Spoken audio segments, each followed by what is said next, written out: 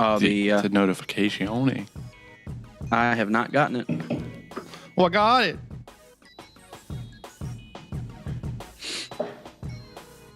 Nope, I got it too. It said we went live on Twitch. I didn't get a YouTube. Nope, I got it too. Shout out. And also, I can't hear the music if you do have the music on. Boom. Just wanted to check. It can be finicky. Y'all know.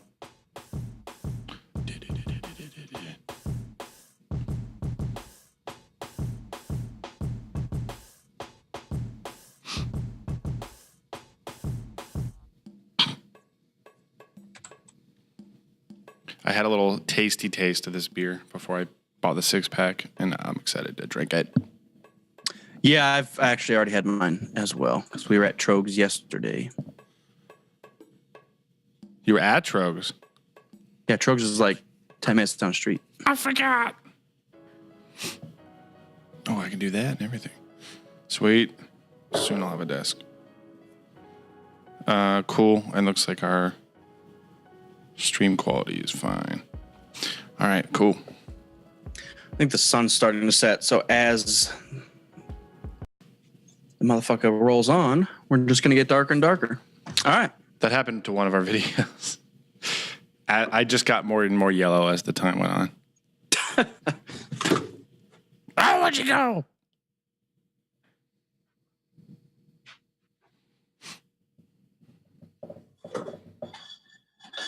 We're almost ready. Get your beer. Get your beer, everyone. Really? Riley! Really, Davino? He's here. He's here. The worst of them all has arrived. Actually, the best. Actually, also the worst. Guaranteed. I'm here. Wait. Okay. This isn't changing. Okay, asshole.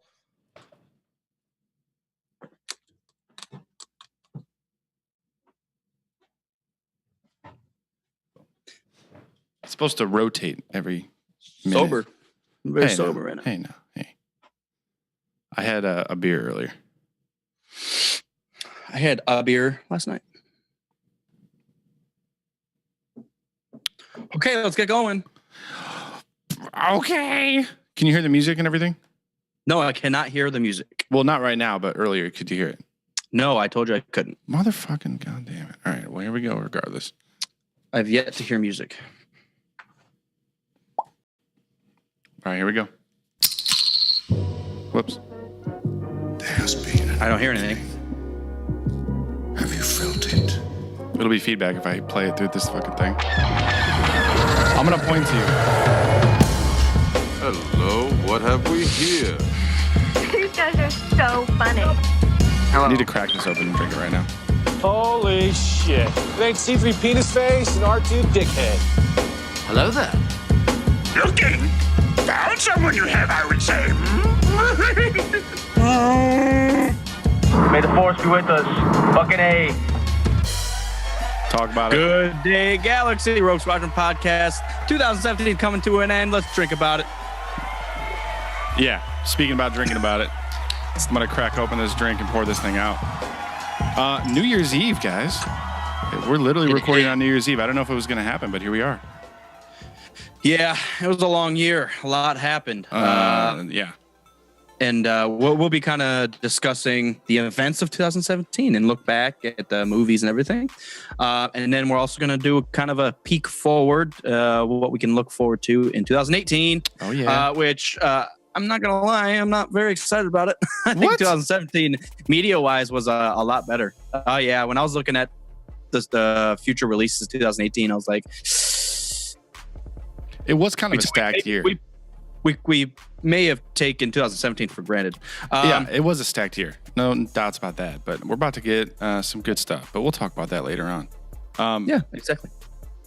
Drinking celebration begins now. What do you have? I have Trogs Solid Sender.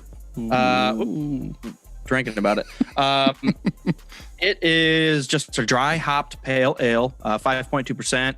45 IBUs. The hops are Mosaic and Cascade.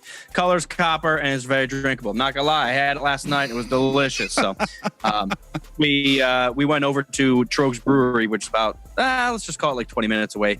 And the brewery itself's astounding. It's such a nice place. It's like a warehouse that they kind of revamped into like a Hofbrauhaus, where it's just like an open eating drinkability. Nice. Drinkability is always good. And then I'll show you what I got here.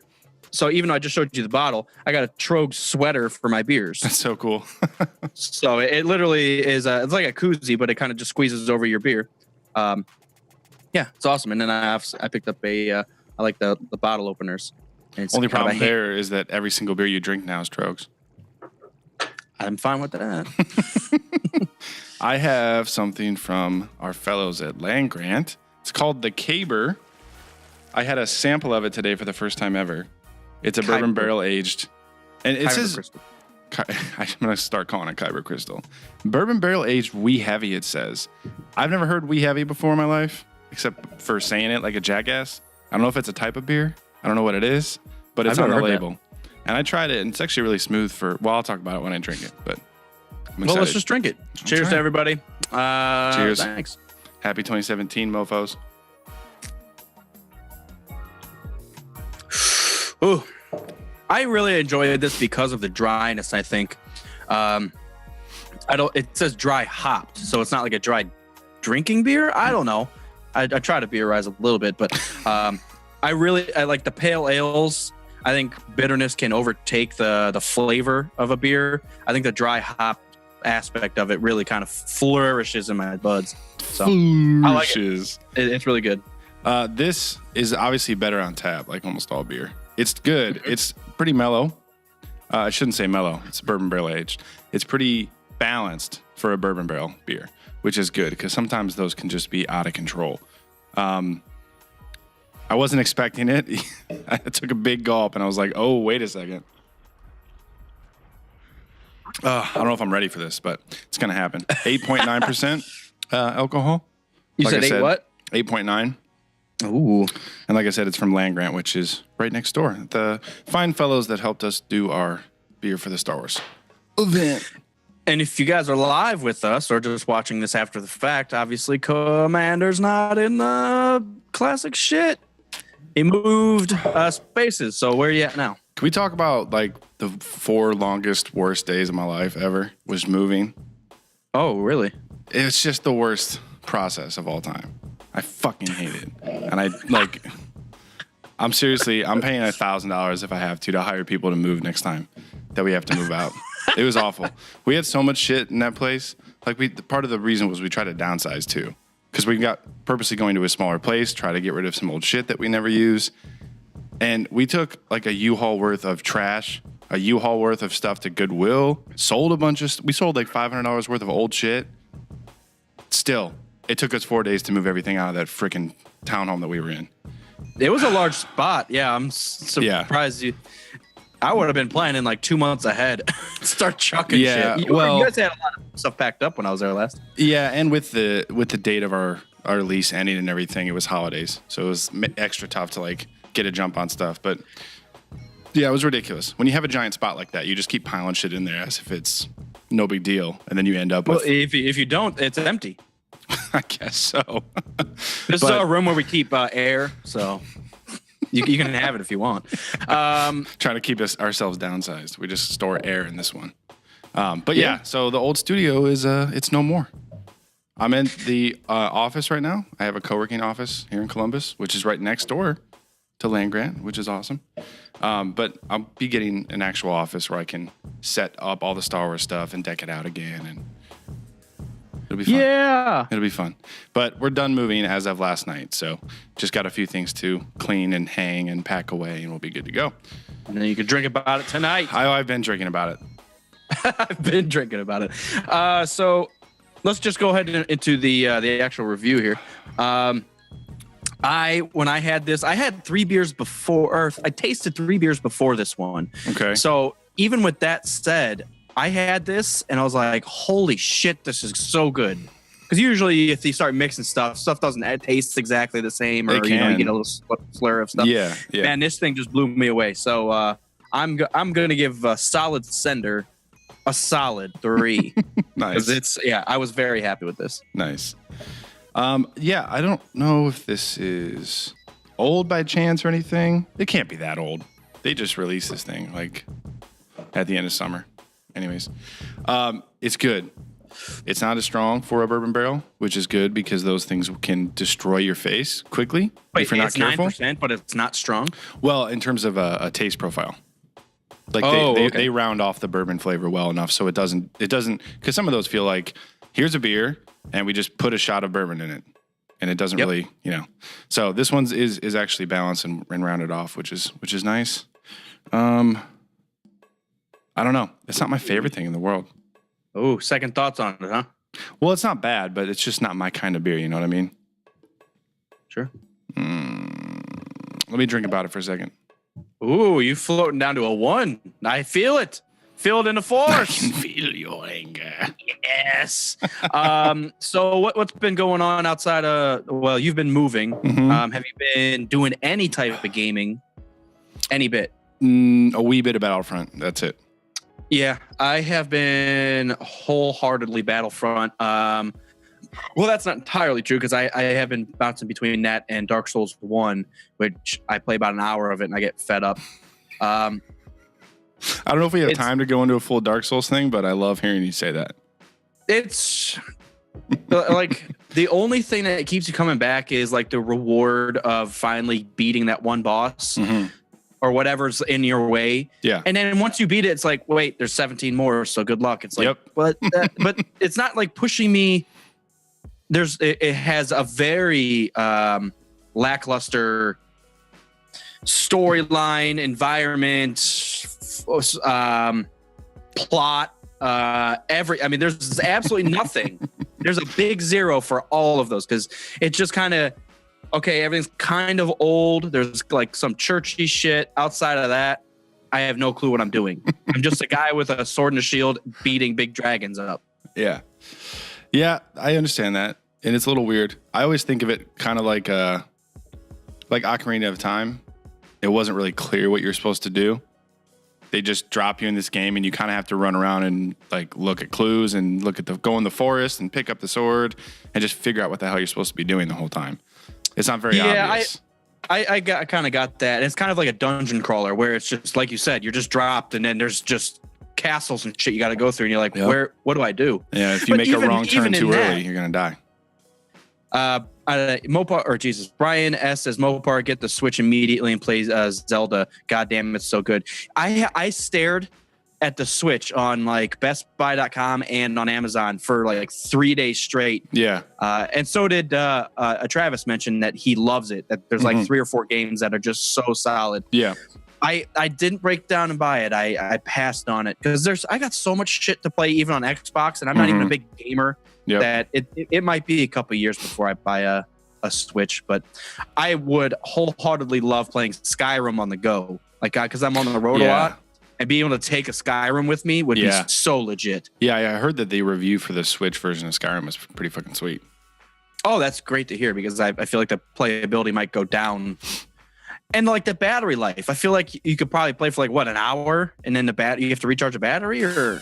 I have no idea. I guarantee they wouldn't do that though. It's got to be good. That's true. Yeah, they wouldn't just fuck you with that.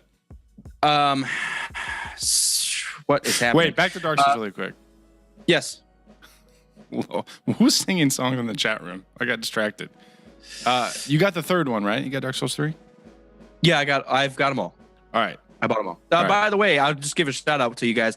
If you guys are listening to this before I think the end of the year, Dark Souls, I think 2 and 3 are on sale. I think the premium Dark Souls 3 was $80 and it's down to like $28. So it's like $50 off. Nice. And Dark Souls 2 was only like $15, I think, or $12 or something like that. So if you guys are into that stuff, definitely jump on that. Hell yeah. So here's how you can get into Dark Souls quickly without hating your life is we'll just play online. We'll just play the third one online. Me, you, and Tommy Boy and Ethan can play. And we'll like go through from the beginning of the game and like She'll show you the ropes, and then you're gonna love it. Well, can't you do that on the first one? You can, but it's much easier on the third one. Yeah, but I want to play it. I like playing stuff through from beginning to end. Well, then you're just gonna have to suffer for a few hours by yourself. But that's what I've been doing. Yep, that's pretty much it. I also, there's points where I finally stuff's kind of like the maps are slowly coming around where I don't have to run back and forth. That like I got into a big church that has like an elevator back to the original flame. Yep. Yeah. So I am getting like 2 points where it's not that difficult. I'm slowly being able to like go point to point whatever. And then it's finally given me like more than one hallway to go through. So I can go like left or right. No, but it is actually finally giving me options. Like if I go down the hallway, I can go out to the forest. Can you go straight and left? I can't. It's impossible. Brian S. Also says almost 4 hours into Zelda before needing to charge. So that's great. Nice. Great. Also, Logan's talking shit about you for not being able to matherize properly. $80. It said $50 off. I don't know. I paid $28 for it. I hate you, Logan. I've had enough. Man, $80 now. It's down to 20, so it's like $50 off. It's like that sounds about right. Here's what I'll say. I'll relate this to Star Wars like this. I'll say, okay. So Dark Souls 1 is like A New Hope, and Dark Souls 3 is like Force Awakens. So it's kind of similar, but it's more modern and very smooth and very flashy. So it has a similar feel, but it's much easier to play. So maybe you like the franchise more if you played the third one first, and then you can go back and do the old suffrage ones. The suffrage, the women's right to vote one. I love this shit. I always forgot. That pissed me off in history class back in the day. Women's suffrage. Women's rights to vote did piss me off. The word did. It doesn't make any fucking sense. Yeah. Anyways. So suffrage. You may, if you start with 3, you may like it better. That's all I'm trying to say. Yeah, I might consider that. Obviously, I just downloaded it, so it's in my bag of tricks. I'm giving this beer 2 stars, by the way. Here you go. Okay. Switch. Speak. It's a wheat beer? No, like you said, aged wee. Aged wee heavy. That's what I was saying. I don't know what the fuck that means. It's like aged, and it's a wee heavy. Like it's a tad heavy. Both. It's both of those things that you said. Bunch of heavy. 2 stars. 2 stars. 2 stars. Unfortunately, there's only 5 6-packs left in the entire world. So unless you come get it right now, you're probably not going to have it already. Can't have it anymore. All right. Let me look at the show notes I got here. I'm saying a lot. I can't have. Let me drink about it. You stop having it. So I know we got to talk about the end of 2017 and the beginning of the next year and all the excitement. But I feel like we should recap some Last Jedi goodness. Yeah, absolutely. But before we jump into The Last Jedi, I do want to give some plugs here. I want to get... Mopar got the Ahsoka book. All the Patreon members probably know because I was shouting at them earlier. I'm super excited to read this. But along these lines, along the book lines, Utini has just launched, which is a online subscription box. If you guys are trying to keep up with the Star Wars fandom, the canon, legends, any bit of it, head on over to, is it utini.com? It is utini.com. So just like Utini, but utini.com. And there's a special discount for all of our Patreon members if you want to sign up for it. Head on over there. And I will not say it live here, but there is a special code that we are giving the Patreon members. Yes. That's hilarious. Patrons get extra special goodness. Yes. So, and along those lines, so lastly, utini.com, head on over there. Check it out. Online Star Wars subscription box. You guys can, and he's starting to customize different storylines, different, like if you want to just learn about Darth Bane, he'll do a Darth Bane series for you. You'll get 1 book a month, and then you'll get a few extras along the way. Or if you just want to do, whatever's new, I'm sure he can do that as well. That customization option is huge, by the way, because that's one thing that people had a lot of questions about when they heard about. Oh, hey, there's us. When they heard about Utini in the first place, it's like, well, what if I don't want the new canon stuff because I don't want to learn about Ahsoka and Canto Bight? Right. So, yeah, being able to customize it to exactly what you want to read is fucking awesome. And the other biggest thing is so you don't get dupes, you can go up there and kind of click through what you already have. So he will not send you something you already have. So you can prevent that from happening, which is obviously it's something you don't really think about. Like a subscription box, he could send you something that you picked up yesterday and you don't even think about it. So that'll prevent that. So it's awesome. So head on over there, utini.com, check it out, and fucking do it. Well, and patrons get super special, awesome discounts. But anybody that's listening, you can enter the code Squadron and get 10% off. 10% off for Squadron code. Your first box. And then with that said, patreon.com, Rogue Squad Pod. Head on over there if you're a fan of the show. I know it's a lot of plugs, guys. So hey, guys. Go to Patreon, check shit out, drink about it, fuck around. Rogue Squad Pod. That's pretty much it. We appreciate everybody. We do want to give a shout out because we broke $100 from the Patreon page. So that is all of the Patreon members. That's awesome. We really appreciate it. It is helping us pay for, there's like monthly fees that we have to pay to be an awesome squadron. So that helps us cover that, the cost of beers and everything. So we appreciate it. Finally, indeed. Before we are done with the plugs, if you guys saw our Last Jedi poster that we had done, you guys can pick it up. The easiest way is going on over to the Patreon page and do the $5 a month or more. Everybody gets one of those Last Jedi posters. I'm done with it. Okay. Good. So now we talk about Star Wars. Now we can talk about Star Wars. So I saw The Last Jedi 4 times now. Okay. I have a very important thing to say about my wife. Uh-oh. We're not pregnant. Don't worry about that. Okay. She is more excited to watch Star Wars now than she's ever been because of Episode 8. Because of seeing Last Jedi in theaters. Why? She said it was that good in the acting and the chemistry between Rey and Kylo Ren and Luke was just that captivating that now she wants to know all about, like, why is Rey going to find Luke in the first place? What's his backstory? How did he get to that spot? Who's Kylo? Like, more about Kylo Ren's dad. That kind of shit. So this might be we might be getting to a groundbreaking realization. For someone walking into Star Wars today, you look at something like the great old trilogy, but it is very dated. So it can turn a lot of people off, including maybe your wife.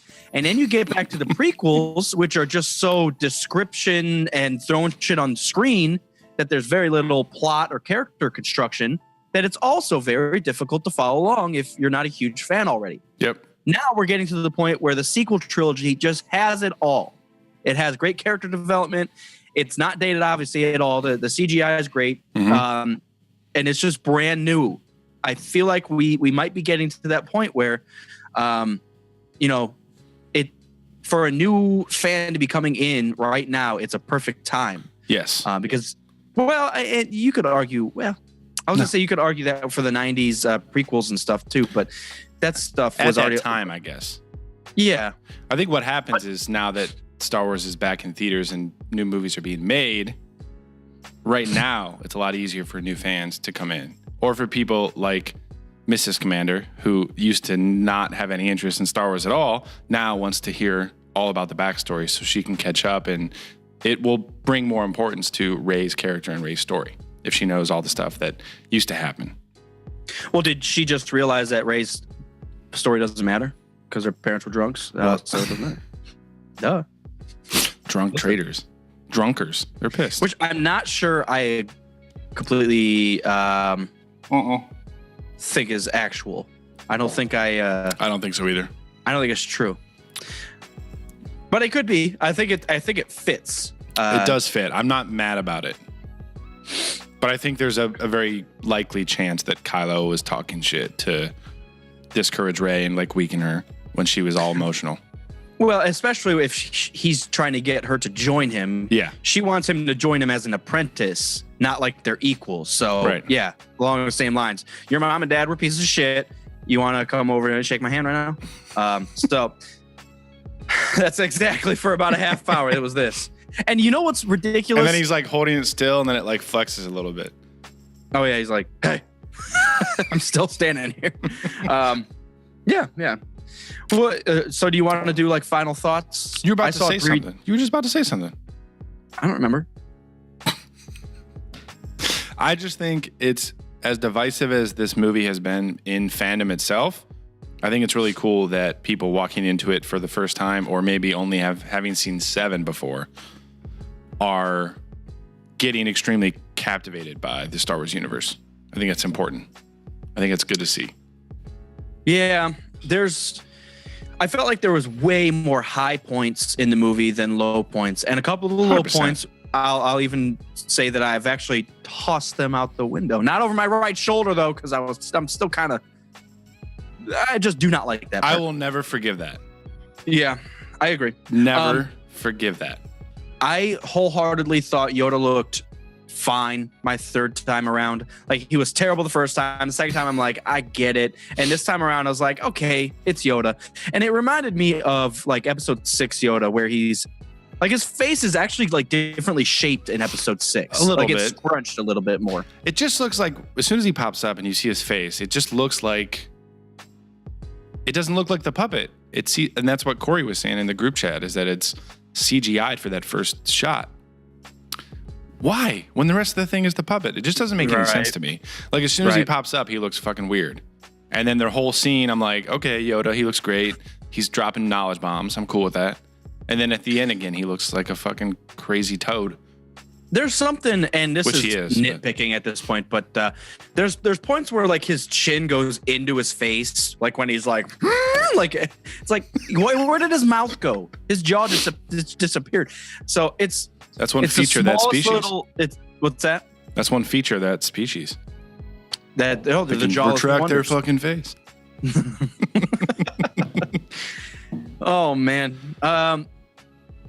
I thought The Canto Bite thing is still unnecessary. I feel like they could have done so many different things out of it. it was Were you a okay good with it? idea. I still hate the stampede, but overall, Canto Bite, I'm not as mad at. It was a good idea, just executed poorly. I theorized something that I would have liked to see. Here's what should have happened. The Master Codebreaker that Maz sends them to should have been Lando. And he should have just been at the casino fucking shooting craps or whatever. And That timeline doesn't add up. Lando should be dead by then. Han isn't dead. Han died. It's Well, yeah, episode he was 7. killed. He didn't die from old age, you fucking ass. No, I really would have hated that, because they would have been pulling stuff. But just a quick thing where like they meet Lando and Lando's like, I can't help you. And then he introduces him to DJ. And then DJ still enters the story anyways. Yeah. Just a quick little cameo. Because the whole thing was like, you're going to try to find the Master Codebreaker, and then you see him on the screen for like 3 seconds. And he's shooting craps. He's like, oh, don't worry about that. And that's it. Yeah. I'm pissed. Riley said that's chin discrimination. What is happening right now? There is no end to the discrimination. I know. Everybody's pissed. No, I like the idea of Canto Bite. It really just, the stampede ruins the whole thing for me. It was very prequels-ish without like a point behind it. So I feel like like the episode 2 Geonosian animals running around, like The it was kind arena of part. chaos. Yeah. Yeah, but it made sense. It was a part of it. It was like supposed to be a show, and it went crazy. Yeah. This was just like some like security guards ran up, and all of a sudden and they were running around the track like a bunch of jackoffs. Like, what? The thing that drove me nuts is that they smashed through like 40 buildings. Yeah, they Those destroyed horses everything. Smashed through entire buildings. That's what was driving me nuts. Yeah, they were cool. Like, the species itself was pretty fucking cool. I'll say that. Yeah, the They were Fathiers. I like they're them. sweet. All right. I can dig Final thoughts on the Last Jedi. After your fourth viewing. I like it better What do we- every time. Yeah, what did you rate it? We both rated it like 7. Yeah, we did like 7.5. I'm up to like 9.25. I'd probably say 9. Yeah. I'm just a little bit over 9. There's still a lot of those comedy points that just don't land. It's just too much. Like the Hux and Poe thing at the beginning, it's just a little too long. You just went for like 10 seconds too long. There's 3 points I don't like. So I still don't like the Canto Bite, the Stampede, the whole thing. I think it makes sense. I think Canto Bite could exist and it's legit. Just close. The fact that it was just a very awkward plot altogether right there. Still the Luke throwing a thing over his shoulder was unforgivable. It just doesn't make sense to me. Unforgivable. And then honestly, Rose, I just all 3 viewings I couldn't get past Rose, and she doesn't matter to me. There's like her sister mattered to me more than she did. Like, That's what I hear from a lot of people. Like she just complains about stuff and then gets caught up in love with Finn, and that's kind of it. And the last thing we're left with is, does she live or not? I'm like, I don't care if she lives. There was no character development behind her. Other than she's just like Canto Bite. You know, it was like, I don't hate the character. It was close. I almost cared about her. Like it was right there. You know what I mean? She also ruined the whole Finn not sacrificing himself, so I hate her for that too. That, and then when we did the review with Kerner, I forget, you said something about like you were picturing Finn in his cockpit, and then it's like, oh, my fucking crazy ass girlfriend's coming trying to save my ass out of here. And then I was thinking of that when I saw it again, and it shows her in the cockpit when she's about to take him down, and she looks maniacal. She's out of her mind, coming in blazing and almost killing herself, trying to knock Finn out of the way. Yeah, that part, her doing that and Finn not actually sacrificing himself, that drives me nuts still. I agree. I think that would have been a perfect way for Finn to go out, because we kind of built him up. He defected from the First Order, kind of was struggling with who he was or should be, and then he kind of found his place with the Resistance. Helped Rey. And then it finally got to that point. Yeah, helped Rey. Finally got to that point where, like, I found my reasoning for being here. Right. Stopping this gun so the Resistance can get out the back door. And he had killed Phasma, who was like his officer, his trainer or whatever, that he turned on. So she's out of the picture. So he resolved that, and he's ready to go. Yeah. I would have been completely fine with his death. It made so much sense to me. Because it's like, as he's going towards that gun, it's like so emotional. It's like, I'm like, finally, this is perfect. And then fucking crazy psycho girlfriend, psycho hose beast comes barreling in there, knock him out of the way. Barrel. Man. That's just so ignorant. What if they both died? She almost died. Well, that's what I'm kind of saying. Like, like in a general sense, you just wrecked your car and T-boned my car. We both probably could have been killed. Instead, now they got the big gun still available, and they're still shooting the door down. And those things were way more rickety than cars, too. Yeah. Yeah. Anyways. I will give this kind of. There was a lot of stuff that was obvious to my girlfriend that wasn't obvious to me. I was so wrapped up in other shit. Right. So the kind of the coming around of Poe.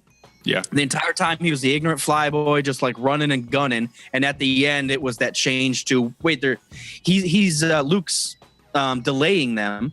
Mm-hmm. So we should for us to get out of here, we should try to find a way out. And that's when he said, "Follow me." And then everybody turns and looks at Leia. She says, right. "What are you going to be for? Follow him." Right. Because she was happy that he wasn't trying to run out there and gun his way out. So, well, and before that, he stopped the ski speeder assault too. He's like, shit, we're going to fucking lose. We got to get out of here. And then he decides to escape instead of fight. So we kind of see the growth of Poe there. And then there was one other thing that I was like, I got it finally. But I can't think of it right now. Think harder. Oh, the whole idea of finally, like in all 8 movies, I never once thought that the rebels or the rebellion or the resistance were in dire straits. I never thought they were actually going to fall. True. Finally, in episode 8, we see that there's like 50 motherfuckers on the dusty old Falcon. That thing's junk. Like, So they are literally flying a piece of crap through the air with 50 people on it, and that's the entire resistance left. I finally got that feeling of this is the last of them. This is it. No one's even picking up the phone after they called like for help. Yeah.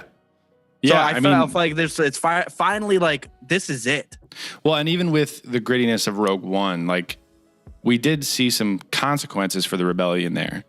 But at that point, there's still an army. Like there's still an army. They're almost a government too. Like with Mon Mothma and Bail Organa in there. They're still pretty well put together. They got a base. They got a full fleet and everything. And in this one, by the movie starts, there's X amount of rebels.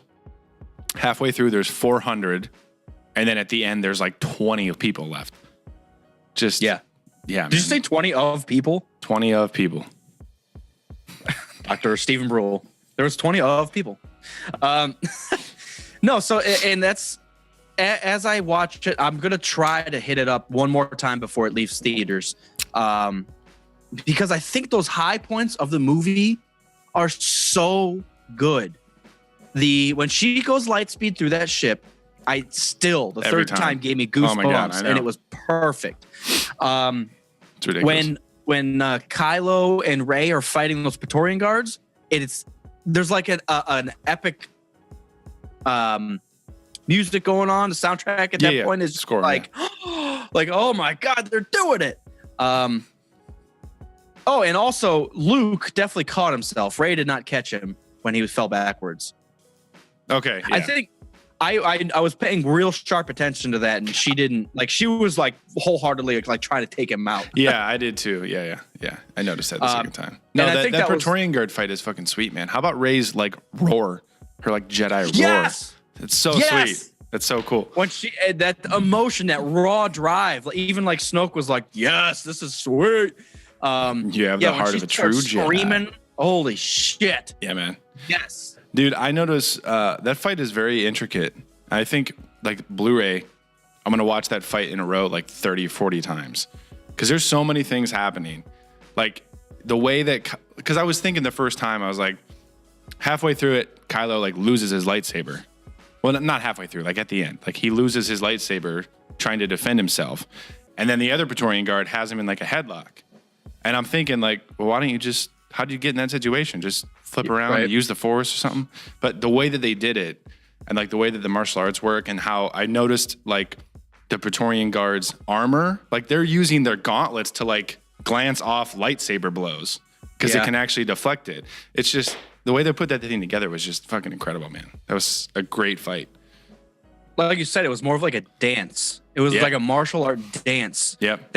And it was like So there was certain things I noticed during that fight scene, because you notice like in other movies, it's just like if you're surrounded by 3 or 4 guys and you're being attacked, what happens is, okay, you attack him, you'll defend him, and then the other guy attacks once he's out. And then this one, you kind of just saw they were all attacking at the same time, and Kyle's like, oh shit, like barely holding him off. Yeah. And that one little blink, he got to kill one guy, and then he could turn and focus on the other 2. Right. So it was more of like a realistic battle to me in the long run. So one thing I am missing. So I know we didn't get a true like saber on saber battle. Yeah. But I am missing the use of Force powers during the fights. That's one thing I miss from the prequels. Is like Kylo like deflect, and then like shove a guy out of the way. Like I need a little bit more of that in the mix. But you know, fighting style by itself was awesome. The use of Force powers in a battle, we don't really see it at all. Mm-hmm. We see the only times we see it is to make a point against another Force user or against Hux when he throws him to the ground through so sweet. The hollow transmission. Snoke is amazing. Yeah, that whole throne room scene is just awesome. I'm confused about him. I think everybody is. It was a lackluster build. I'm completely okay with him dying. I'm actually interested that why they did that. Yeah. Or obviously Kylo's going to be the future, so they didn't want to focus on his master, who doesn't mean a lot. Right. So they got him out of the way and said, "All right, you can see this dude's going to be pissed enough especially after Rey denies him and Right. leaves. Right. I want to see what happened there. Because it like blows up. Because they both the lightsaber like kind of blows get up. knocked out. Yeah. And then she's gone with the lightsaber. And then Hux finds Kylo taking a nap on the chamber floors. Almost shoots him too. What the fuck, Hux? Yeah. Also, did you notice as soon as Snoke died, all the redness of the movie came down. All the Yeah. Praetorians were gone, Mhm. and the red walls were all taken down. It was all of a sudden all black. Right. The only thing that was red left was on Crate, where you could see the dirt. And I got annoyed by the first time. I didn't notice why the red walls were all of a sudden on fire. But that part where the Praetorian Guard like traps Rey's lightsaber in his whip or whatever, she deflects it and then like chucks it into the curtain, and it sets the curtain on fire, and then it gradually sets the entire room on fire. Yeah. I did not notice that. Yeah, you know that long one with like the different sections? Yeah. I know what you're talking about. Where you like, yeah. So she ends up cutting them, and then it's stuck on her lightsaber, and she like flings it, and it goes into the curtain, and the curtain just sets on fire. What? I did not. Yeah. I'm gonna have to sit there. And like, There's so many little details, man. It's crazy. It's fucking. I love it. I like it more and more. And that's crazy too. Like the fourth time, I liked it more than I have ever. The other part that will always give me shivers is Poe's flying ability is so cool, and he does stuff with an X-wing. We've seen X-wings and ships in Star Wars universe all over the place doing crazy things, and he still does stuff that I'm just like, what was that? Yeah. Like when he That whole, like- shuts his ship off and then like flies backwards and then hits it again into, oh my god. Yeah, that whole e-brake like donut thing was fucking exactly. E-brake donut. That's exactly what it was. I love But it. that was like, what is happening? That's so cool. Yeah. I just don't. I'm kind of confused about the ship's power level too. Like, is his that powerful? Because I feel like he was hitting each turret with only 2 blasts. Ba-boo, That is one thing that bothers me. Yeah. ba-boo. Yeah. That it's not consistent. Like visually it looks cool because he's zooming by and then like 2 shots per turret takes him out. Cool. But when TIE fighters shoot him, 2 blasts to his X-Wing and his weapons are down, but everything else is fine. Right. That happens throughout the original trilogy too. It's like Yeah. all of Luke's co-pilots go out like instantly with 1 shot, and then he gets blasted 3 times and just safely lands into the snow. Yeah. Yeah. Like, make your minds up. Well, even in the fucking Battlefront 2, I gotta waste a half hour taking out a turret. Fuck, Poe man. hits two times? What? Right. Yeah. Come on, man. That's Where's gotta- the I just film gotta- accuracy there in the game? Oh man, that game is it's a fun game, and I've been balls deep on it. But it is So- very, very frustrating. I Go want to ahead. talk about that though. So, but Last Jedi is upon 4th viewing. It's above a 9 for sure. I'm still not quite positive where it's going to sit forever. Fantastic. The complaints I have about it are minuscule, but I don't think they'll ever go away. Luke throwing the lightsaber, the green milk thing. Yeah. Like, I'm not going to be pissed about that, but whatever, it's there. I think it's probably my 3rd favorite at the moment. Above 5, or so you got 5, Like 7 above it? 7, 5, 8. I think that's where it's going. Yeah, I'm probably along those lines. I think 7 was better. I probably still like 3 better than it. Just because of what happens in 3. Mm-hmm. Even though the character development in the prequels was terrible, it's still the pinnacle of Star Wars to me. Yeah. So, It's like the turning point of the saga. but it's the turning point of all the sagas. Well, yeah, I feel that's what like I mean. even like the sequel right now is because of that turning point, because Darth Vader became Darth Vader, because Anakin became Darth Vader. Yeah. So it was, I feel like it's almost like the plot of that movie is holding it for me that far up there. But yeah, I'm probably along those lines. 7, 3, 8, 5, maybe. I'm just not as big of a fan of 5, but I'm liking 5 a little bit less as I watch it. why do you say that? I don't know. There's just, if you think about the Cloud City stuff. I like Cloud City, but if you think about from start to finish, there's not a crazy amount that happens. You got the Hoth scene, which is awesome. Yeah. And then for like an hour, the Falcon is running away from the Imperials for like an hour of the movie. And is that the one with the big worm, the space worm? And yeah. Yeah. Did you just have to ask if that's the one with the big space worm? Yeah. You better drink about that. I blanked on it. But yeah, no, that's right. Because the space worm kind of is like, what is happening? And they're kind of hiding. Yeah. And Luke's slowly getting, worms. beans and flashlights and shit.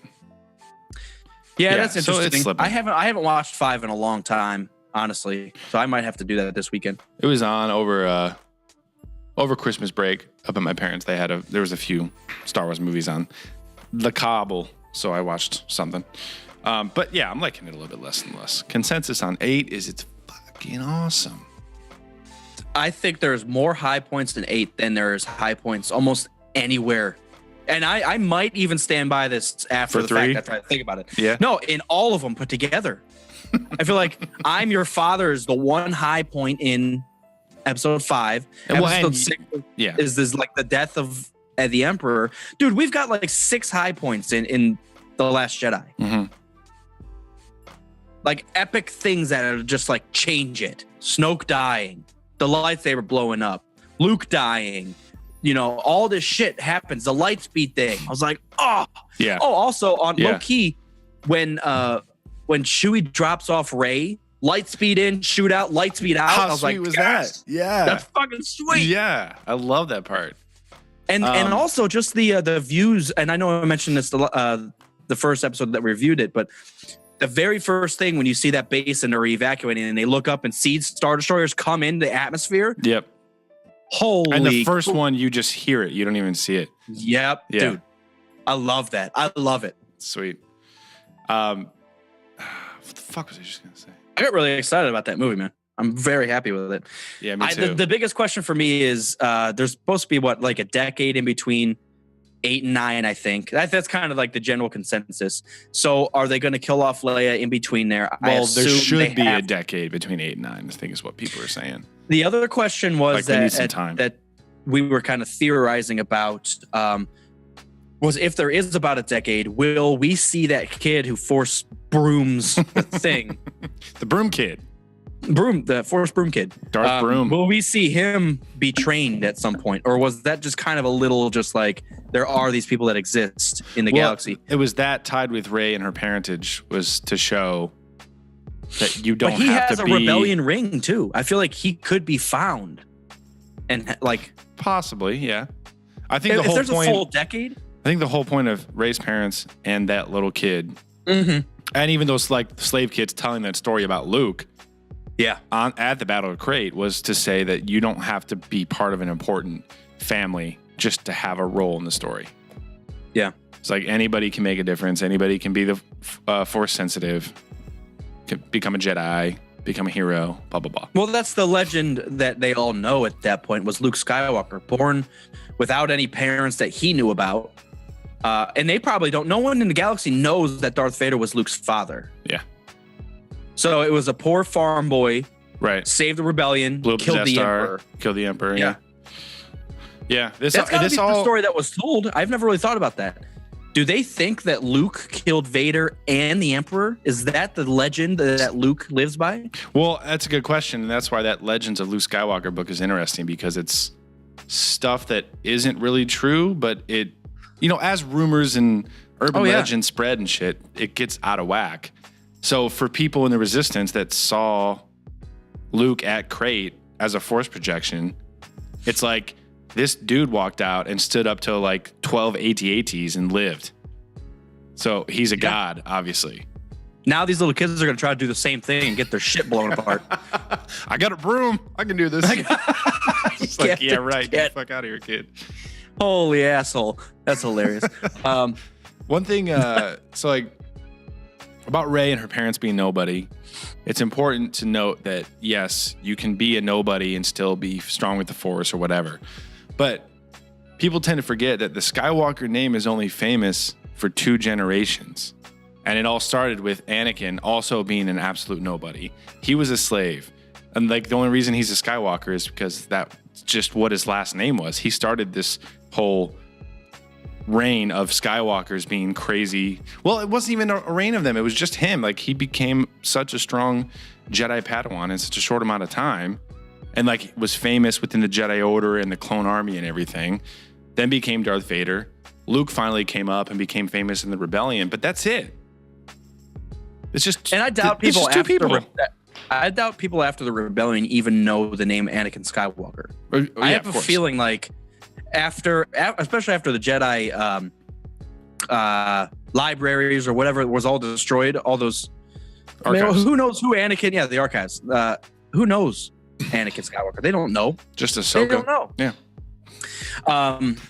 But that's important too. Like, Rey's parents being nobodies seem important because she doesn't have to be part of a big family. But the Skywalker family wasn't that crazy because it was just Anakin and then Luke and Leia. That's it. And people don't know Leia as a Skywalker, which is hilarious. Of course, right. Actually, that's another good point. Do they know Luke and Leia, like outside of the Resistance, are brother and sister? Is that like a known thing? It's a good question. I don't know. The legend Luke, Jedi Master, and the Princess of Alderaan. He's older, right? Luke, Leia, yeah. Oh, he's yeah. He's the first. By like a few seconds, I was like, yeah. I was just trying to think who was born first, because she says Luke and then Leia. Yeah, yeah, yeah. Consensus is it was fantastic. If anyone had any issues about the movie, I would say go see it at least 2 more times. Like, if you've only seen it once, you're just like, worst thing ever. I was like, listen, there was a lot of us that were kind of like confused and just didn't know what to think. And I then walked after we out saw of there it like, times, what the fuck was that? I know. I like we said, it was the weirdest Star Wars movie we've ever seen. And now we're getting to the point where we're like, oh, it's probably the second best. So yeah, that's a problem, is that the people that are going to shout the loudest and make the petitions to remove episode 8 and reshoot it, they're not going to see it again. Right. They're going to see it once. It was like, well, my Snoke theory didn't come true, so you better take this off the fucking canon. God damn it. Yeah. I also think that gives Kylo legitimate control legitimacy. of the galaxy. Well, it's just it's the legitimacy of his power. Like, he was actually the one toiling Snoke. I almost called him Plagueis right there. Toiling, but he was, because toying with. Snoke, I think it's what toiling. We're toiling with his spoilings. I think bubble, toil and trouble. As Snoke said, I cannot be whatevered, and that's exactly what happened. Right. Kylo, we've seen what his power was in episode 7. He can mind control and find whatever the fuck he wants out of pretty much anybody, except for the scavenger, which is she's obviously like his equal in the lights. Right. But outside of that, like, I feel like Kylo was messing with Snoke's head, making him think that he was under control. Right. And then at the end, he kind of had the perfect time where Snoke was focused on Kylo's lightsaber, and then he wasn't really focused on Anakin's. Right. And he said, now he will ignite the fucking thing and kill his true enemy. And they turned true flop. enemy. Yep. And then it was like, clearly this is amazing. Yeah. I've been his true enemy is you. Yeah, exactly. I've been trying to watch Kylo's faces whenever he's in the Force vision. He does have multiple faces. When his left side's a lot more droopy than his right. When he's in the Force connection with Rey for the first time, he as soon as he figures out what's going on, he kind of relaxes. Like, he knows, or he's felt it before. He knows how to control it. And then, so you watch a few of those things happen between him and Rey, and then you get to the throne room. And when Snoke starts explaining to Rey about how he bridged their minds, I was looking at Kylo's face, and it's almost like he knew that that's what was happening, like, right away, and he was playing along for his own game. Like, he was making sure. So you're saying, like, he realized Snoke had bridged their minds, and or if he didn't realize it was Snoke, he found out about it and then was like, I could benefit from this and get her here. Yeah, and he was, well, even if he knew it was Snoke, he was like playing along until the time came. And they even say, like, when Rey and Kylo touched hands and both had a vision, Rey had a vision of Kylo switching sides, but it wasn't actually him switching sides. It was just him killing Snoke. She couldn't predict that he was going to stay like his granddaddy. Well, that's what we were. Yeah, the both of the kind of perfect. predictions that were kind of came true, and that harkens back to the prequels too.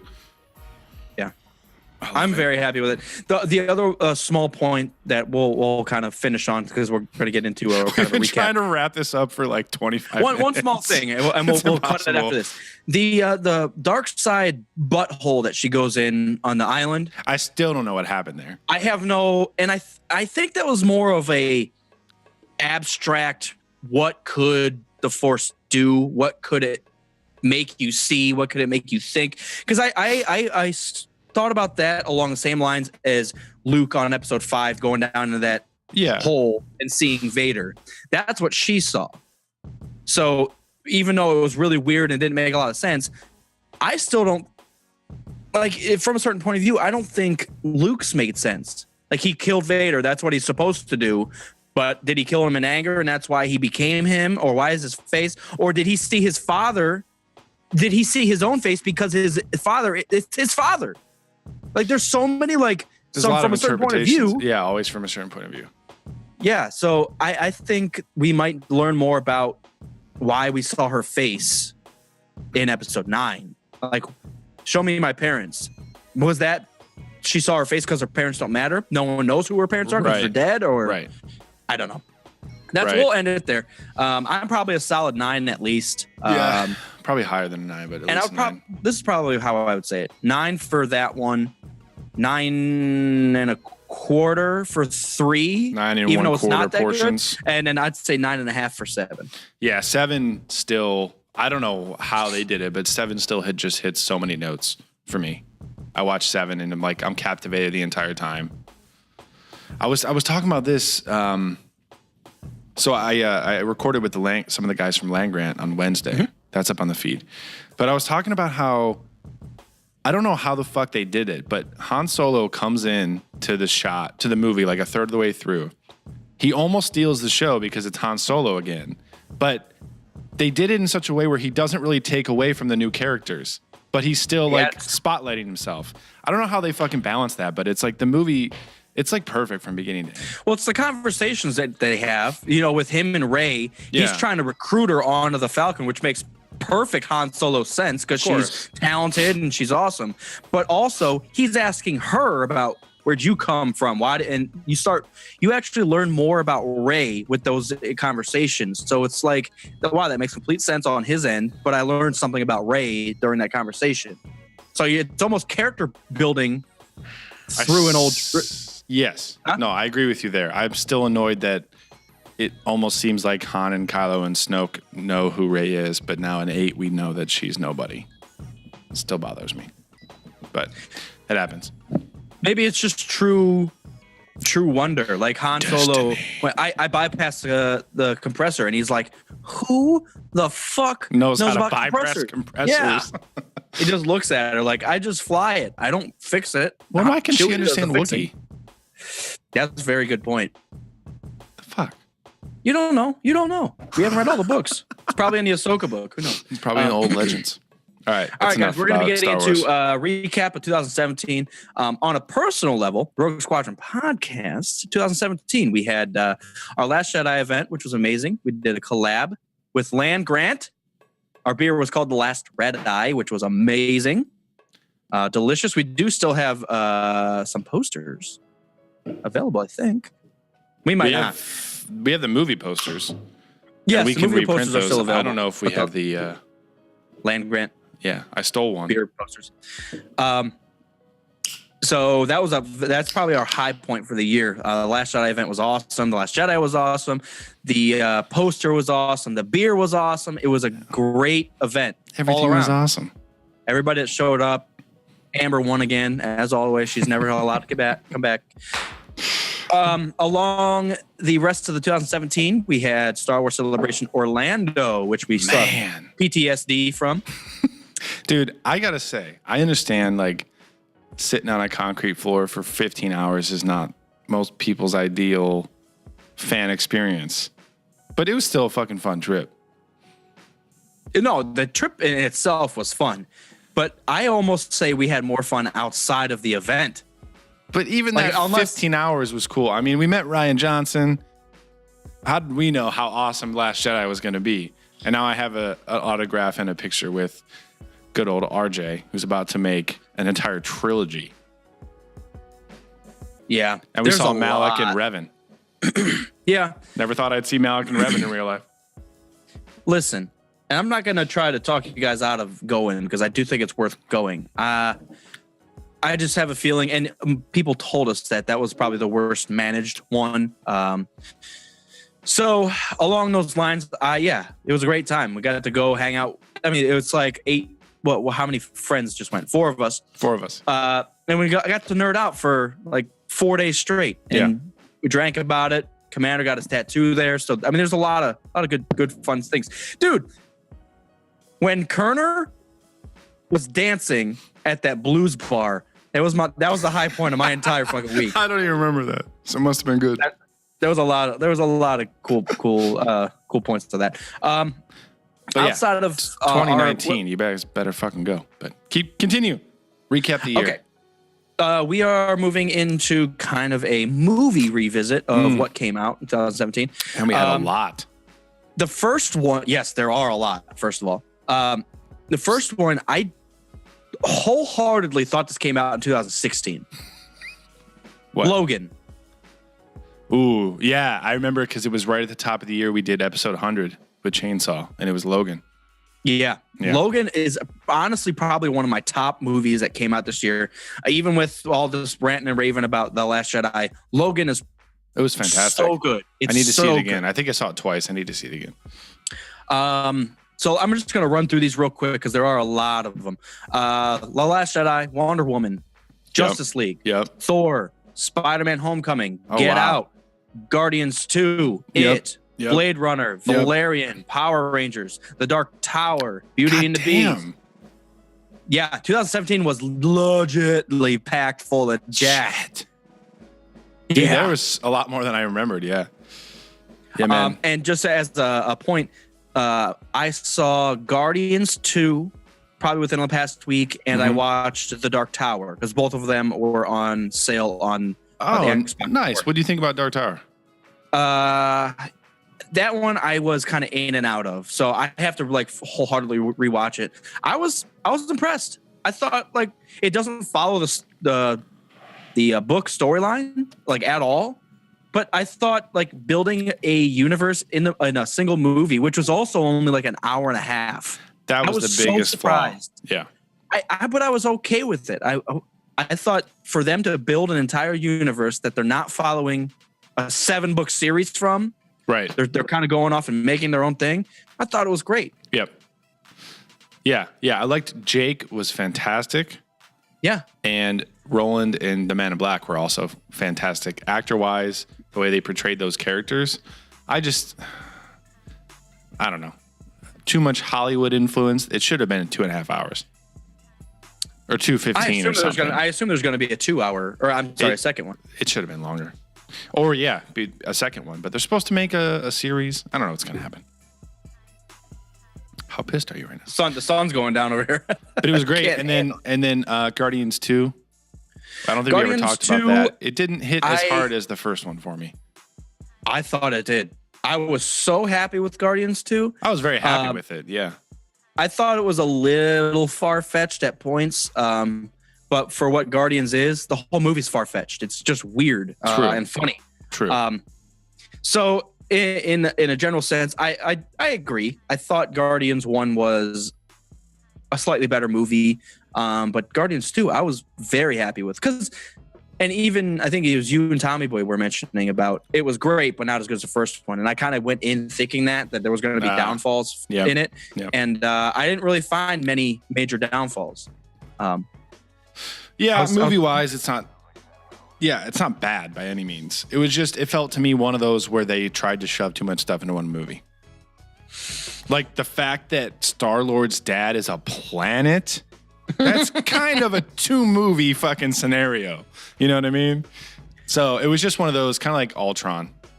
Like where it Ultron is a big jump can pretty when much you say it that way, though. You know what I mean? That's how I felt about Avengers 2. It's like that's a storyline that should have been spread out a little bit more.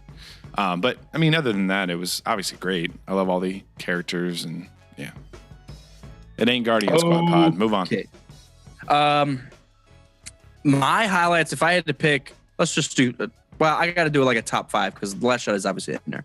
Out of those movies, The Last Jedi, Logan, obviously. This is tough. There's a lot of them to choose from. Wonder Woman. Get Out. I haven't seen it yet. Fuck. And that's hard because I haven't seen Thor yet, so it might capture that top 5. But at this point, I'm going to put Justice League. I was happy with Justice League. I liked it a lot more the second time. That's for sure. I was happy with Spider-Man, but I only saw it once. But I do not think it's going to get any better. This is my second viewing. I feel like I will actually probably like it a little less than my second viewing. Interesting. It's weird because I feel like that's what happens with Marvel movies to me. The more I watch it, is actually the less I like it. Really? Yeah. Damn. I feel like I can't really think of any movie from them that I saw because Logan's Fox, isn't it? Yes, technically. Or Sony, or one of them. Yeah, Fox. Yeah, that got better and better. But any of the Avengers movies, they slowly went downhill. Civil War slowly went downhill. And I'm not in any way saying I dislike them at any point. I just like the flash and pizzazz was gone, and that's what the movies are to me. Yeah. There's not a lot of depth. I feel like Marvel is really gluing things together. Yeah. In terms of spreading things out over multiple movies. So when I go back in and rewatch some, I'm noticing a hell of a lot more than I ever noticed. No, there are smidgens in there. Like you'll notice, I don't know, like 10 movies ago, they'll mention Infinity Stone, and like, now you all of a sudden realize what that shit is. Right. But to me, like as I rewatch The Last Jedi, there's so many nuances, so many small things that make a huge difference if you really realize or notice them. Yeah. This isn't a bad thing about Marvel because they're doing great, but I feel like they don't put a lot of those in there, enough for you to sit there and like look for them. I guarantee you there's a lot more than we know. True. No, because we don't know the comics that well, you know what I mean? Valid point. Yeah. So just like the Finn picking up the probe droid in 7, I'm sure there's a lot of that stuff in there that we just I just smacked my hello. What the fuck is this? All right. So that's probably in my top 5, and there might be even other movies in there. There was like Transformers 110 and fuck a bunch everything. of no, The Dark Tower was fine. I was happy with it. It was good. Yeah. Logan's probably my. Ooh, that's tough. I can't say that. It's because The Last Jedi came out this year. Yeah, Logan, Last Jedi for sure for me. Wonder Woman's in there. I think I would definitely put Spider-Man in there. Okay. And I'd probably put it in there. Yeah, I was kind of tossing it out there, but I thought Get Out was a better movie. Yeah, and I haven't seen that yet. Fuck. I've heard 100% positive things about that. That's the only movie I've ever heard 100% good things about from everybody. Yeah, well, the issue with me was I'm the same way. I heard nothing but good things when I saw it. I don't think it lived up 1,000% to that, but it was about the best scary movie I've seen for a while. But the difference is that movie is a very realistic movie. It is so like fantasy, science fiction, kind of along those. Yeah, Stranger Things, kind of along that border. So I think they live in their own realms, and they're both good. They're both good. Yeah, they're both good. Yeah, man. It was a big year for movies, dude. There's a lot of shit happening. So along those lines, since we even had trouble doing top 5, which we usually only do a top 3. By the way, Beauty and the Beast was legit as fuck. That was fantastic. Yeah, there was a few songs added. Oh yeah, Valerian was good, man. It had a really goofy spot in the middle, but otherwise it was really good. It's very like Star Wars meets Mass Effect kind of feel. It's cool. Yeah. What were you gonna say about Beauty and the Beast? Oh, there was a few songs added from the musical version that aren't in the movie that I wasn't a big fan of. But other than that, yeah, it was great. I almost said Emma Stone was awesome. It was Emma Watson. Emma Watson was legit. Oh, she was a perfect Belle. Yeah, and Disney, they're not doing anything wrong, man. They're just crushing. All right, moving on to 2018 releases. The major ones, obviously, if in the nerd fandom. Solo. Yes. Infinity Wars. Black Panther. Yep. Deadpool 2. Yep. Ant-Man and the Wasp. Oh, yeah, I forgot about that. Damn. Aquaman comes out. We're only getting one DC movie in all of 2018. It's going to be Aquaman. That comes out in, I think, November or December. I forgot about that, too. Damn. The New Mutants, which I think is like an off-bridge of like after Logan. I could be wrong on this, but I think that's right. So the New Mutants, which is based on those kids that get away after Logan. Right. And that's it. Ready Player One, if you want to throw that in there. That's not an unstacked year. That's pretty good. Well, I have a very bad feeling about Solo. What? Look, I'm just saying it now. Ant-Man and the Wasp. It could be a great movie because it's the second one.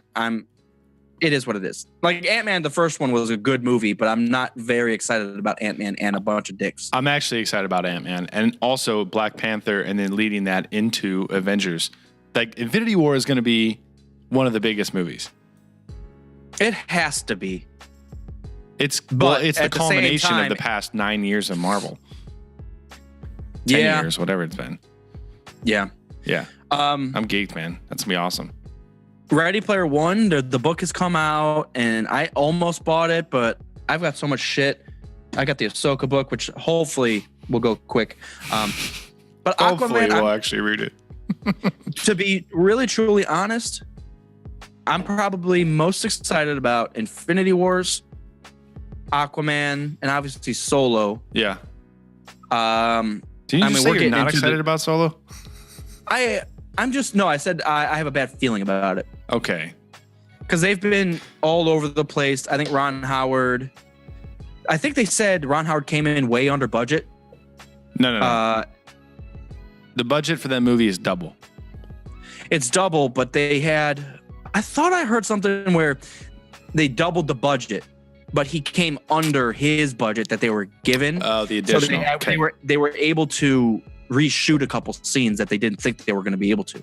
Gotcha. Which makes me feel better because I don't want it to be half directed by one jack fuck, which was actually two at the beginning, and they fired both of them. Well, that's what a lot of people said about Justice League too. Oh, the other one, I'm sorry, Jurassic Universe or whatever the fuck. Jurassic World? Is. Fuck that movie.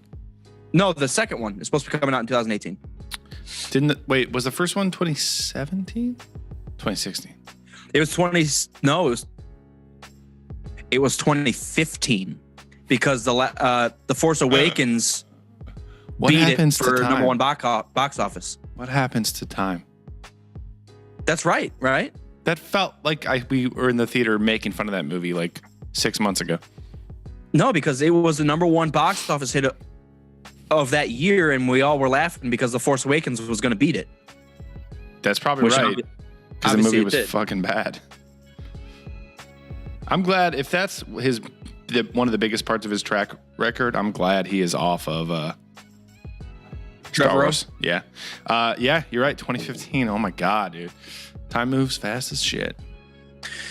Yeah. I'm about to be balls deep in Marvel here. Once Last Jedi wears off a little bit and leading up to Infinity War, which comes out May 4th, which is before Solo. I'm going to be balls deep in Marvel. 3, 4, 5. We've got 5. I mean, I know they're not Marvel movies, but they're Marvel characters. Yeah. Infinity Wars, Black Panther, Deadpool, Ant-Man, and Mutants. Yeah. All in 2018. So we're really light on the DC, but we do have Solo. It's our shining hope that it'll carry us for the next year and a half to episode 9. True. And hopefully we get some news about Kenobi at some point. I wonder if they're spacing this out because it's Disney. I'm sure they have control of obviously when stuff. So I think maybe they're just on that Marvel train. Yeah. And for the next year and a half until 9 comes out, they're just going to be pumping shit out for the Marvel universe to catch that hype. Well, that, or if we get a lot of new comics or novels or something like that. Because if you think like 8 was awesome. Once we got over the lack of like our theories and stuff, 8 was fantastic. But think about how many holes that they could fill with comics or novel series. Like you could do a whole trilogy of novels about Snoke. Oh man, that's And why you shit like go that. over to utini.com and sign up for that shit. So yeah, they have plenty of Can't- of time for new comics or novels or whatever they're gonna try to put out in that year and a half. Or games. I hope we get some fucking games, man. Along that line, Video games? 2018 game releases. This is a hodgepodge of bullshit. Wait, shouldn't we do 17 recap games and then 18? We can. I didn't put that list here. So, oh shit. I got excited. Spilled my beer. 2017. I almost put 2017 beers. Video games. So obviously, Battlefront 2, Battlefield 1, video games. Battlefield 1 was... 2016? Yeah, that was holiday 2016. So it was right Best before games 2017. of 2017 here.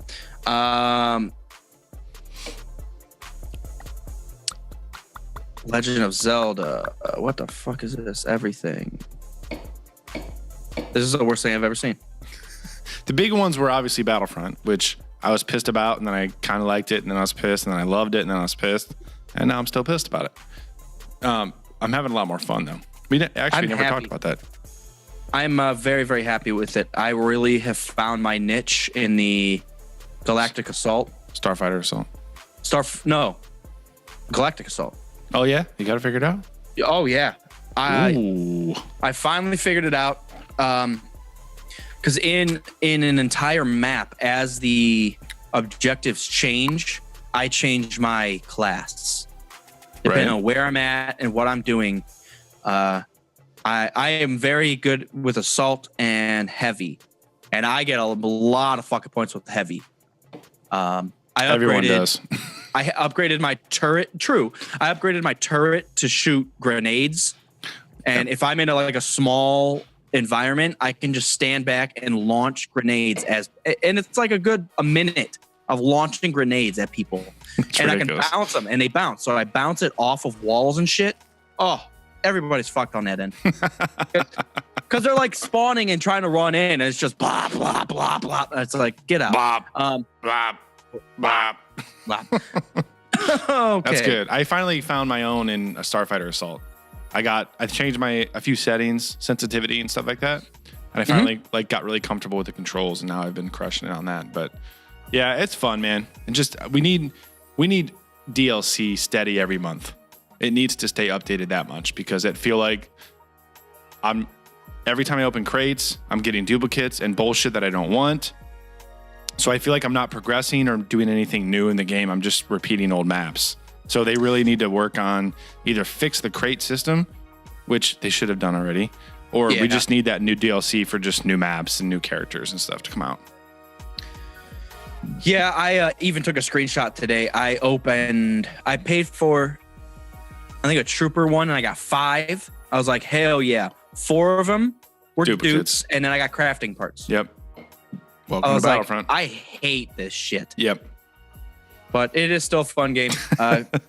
Lord Kerner and I were on Starfighter last night, and he's starting to get a hang of it, and he had 9 kills, and he was happy. I ended up with 59 kills, and I still, listen to this, I had 59 kills. I didn't even end up on the top 5. That is starting to really piss me off, because I had 18,000 points. That's ridiculous. And I still wasn't in the top 5. Some people are just so good, man. Holy ass. Also, I've just completely stopped spawning as hero ships unless it's like Luke or Poe's X-Wing. They kind of blend in because they're X-Wings. Or that new pilot from 8, the A-Wing pilot hero. She kind of blends in. But yeah, you spawn as the Falcon, you're getting blown out of the sky immediately. because you're a giant There's target. got to be a and way everybody to runs do after it. you. Maybe we don't have the upgrades for it yet or something. Yeah, no, I wholeheartedly. If I am playing Starfighter, I play the normal ships. I spawn as the interceptors 99% of the time, unless I have to actually blow something up. It changes for me actually between the eras. It doesn't for me. The only reason being is usually if you have a something like instead of like take out everybody in front of you, then I'm obviously the interceptor because it's the fastest and you can take shit out. Right. But if you're actually trying to blow something up, I still am the interceptor because usually they launch Y-wings and it's like protect the Y-wings. So that's what I do, and I go out and blow them out of the water anyway. So yeah, it's a fun game. I'm happy I've come around to the Galactic Assault part of it. I don't see outside of Battlefront, and there was one other game that was on my mind, Battlefield 1, which obviously I'm not going to even list these off for 2018. There's nothing. I'm honestly nothing like I'm out of gaming world. I'm only in it for like Dark Souls and Battlefield and Star Wars stuff. Yeah. So until they announce a new single player Star Wars, which I've been salivating for a single player Star Wars game for so long. So until they announce that, I'm just kind of an actual storyline RPG Star Wars. Bring Drew back in the mix, please. I'm going to just run through these, yell if you've even heard about or even know. The Escapist 2, Street Fighter vs. Arcade Edition. I've heard of Street Fighter. Gitama Rumble. Great. World to the West. Great. Deathmark. Digimon Story. Kirby Battle Royale. Digital Monsters. I know. Lost Sphere. The Impatient. Dragon Ball FighterZ. Monster Hunter. Railway Empire and Dissidia Final Fantasy NT. Those are the ones that I found a list of. I could care less about all of them. I could care less. I'm caring less right now, and I could care even less. Sweet Jesus. It's a very lackluster, and I feel like we're putting down 2018 already because there's a lot of good stuff that happened in 2017. Isn't Anthem supposed to come out? Anthem? What are you talking about? Anthem is one of the new BioWare games that Drew was working on. Ooh, I don't know. I don't know anything about it. I'm looking it up. Well, as you look that up, I'm going to sit here. Yeah, Anthem will come out next year. Also, Dynasty Warriors 9 comes out in February. Bitches. Never. I had like two of them, and I know. I like the storyline, man. I like the storyline. The easy button mashing gameplay. If I'm going to play something that's button mashing, it's going to be Gauntlet Legends from like N64 or some shit. So true, yeah. Yeah. I feel you. Because I feel like we've come so far in the gaming universe. 20 years ago, they were all button mashers outside of like the 007s. So if you're gonna button mash, we might as well go back then and button mash. I don't know. That's rambled. I don't know if I would say GoldenEye was button mashing, but no, that's what I said. Outside of GoldenEye, oh, gotcha. Like everything in N64 was button mashing. I don't know. No, fuck around. No, maybe before N64. That's what I'll get to. Yeah, I think that's it. I'm excited. Happy New Year's, everybody. We did hit 100 episodes. Yes, that's another highlight of the year. And we're going to have so this lined up nicely. Today is New Year's Eve. Next week is episode 129. And then after that, we have episode 130, which happens to fall on January 14th, which happens to be our 4-year anniversary. So if you guys are just joining us or have joined us just about a year ago, there's a shitload of nonsense out there floating around the interwebs about a lot of belligerence. I can't even describe the drunkenness that we were in for the first like 20 episodes. So if you guys are brave enough to go all the way back there, just keep an open mind because we didn't have like a structure. We didn't have anything. We barely had headphones. I mean, we were just yelling at each other. We bought like a 30 rack of Keystone and we would just drink about it. We would probably go through an entire 30 rack in those old episodes. It was like, did we ever have Keystone on the show? Yeah, I remember specifically episode 3 with our first one with Andy Paul. We had Molson. We had Molson and a 30 rack. Great. So 42 beers between 3 people. That's what happened. What happens? And it was like a 3.5 hour long thing. We talked about would you or wouldn't you bang Miley Cyrus? And it was like, what the fuck? So if you guys are brave enough, you guys can go back there and trudge through that shit. But any listens, we appreciate you guys taking the time to check us out. You can now find us on Spotify too. Actually, we've been getting some good traction on Spotify, which is good.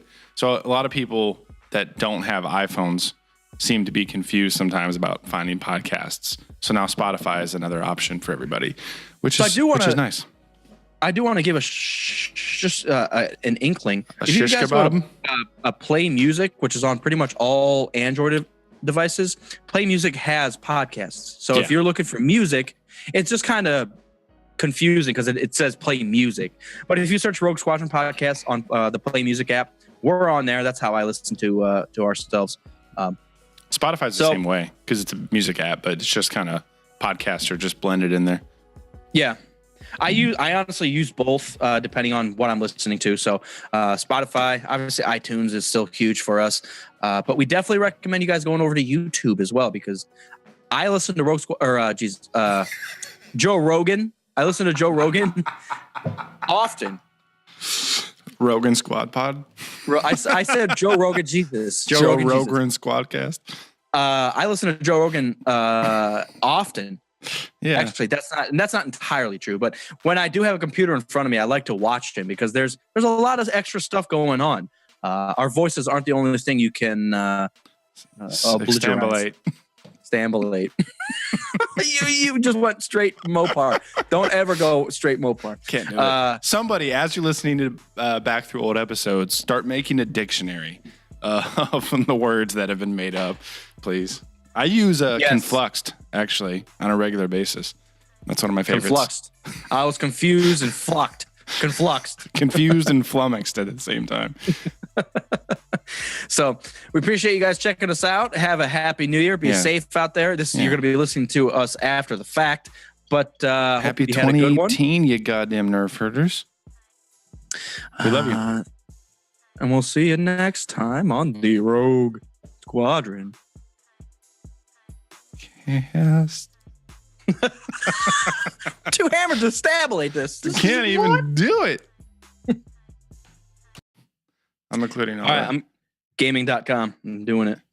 You know what's funny is when I was recording with the Land Grant guys, at the very end, the one dude started doing like a really bad Kermit impression. And I was like, hey, that's perfect because we always end with some dumb ass thing that we do.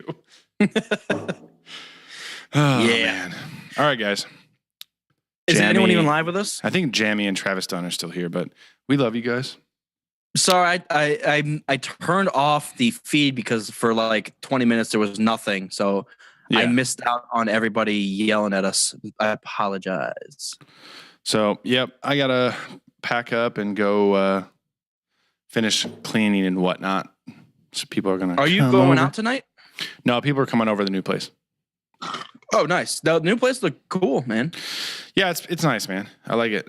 It's seems counterintuitive that I would like a smaller place, but it's easier to keep everything organized and your it's nice not to have to worry about huge. The fucking 3 floors. Oh yeah, that's a pain in the dick. Yeah. Your balcony looked huge.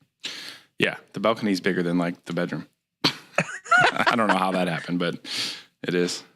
So are you guys gonna start like growing shit? I don't know. That didn't. I tried that once. It didn't work. So we'll see. We literally went out last week and spent $100